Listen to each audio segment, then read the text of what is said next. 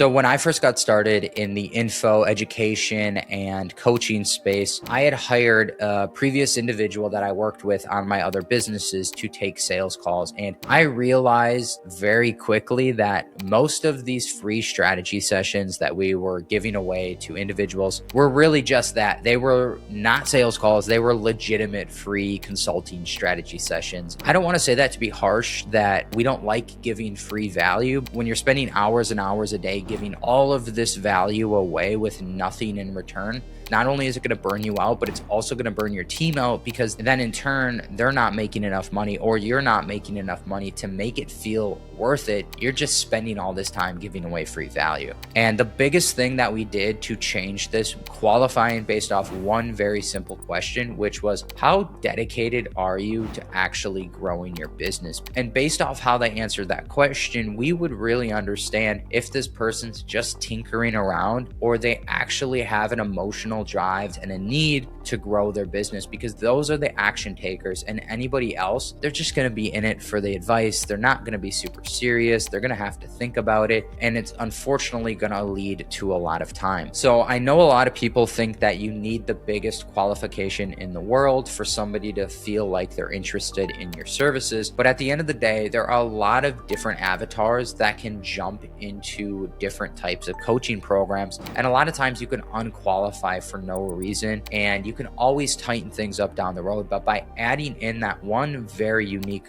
question, how motivated are you actually to do X, Y, and Z? That's going to help you find those ideal individuals. And then you can, of course, get around all of the financials, things like that. There's so many different financing options nowadays, where as much as I believe that price is a factor in a buying decision, because there are things that I would never pay 50 to 100K for. And as much as I do believe that price does have a role to play in terms of somebody saying yes or no in terms of working with you, just by only talking to motivated individuals, it helps so much with a sales rep's mentality, so they feel like they actually have opportunity to help and sell these people. And then pricing can just be handled with some kind of financing option or monthly payment plans, etc. And again, maybe you go and qualify that for the future, or you have some other kind of product that doesn't require so much from you or your team. So go out there, implement this one question into your business, and watch it drastically change your sales calls.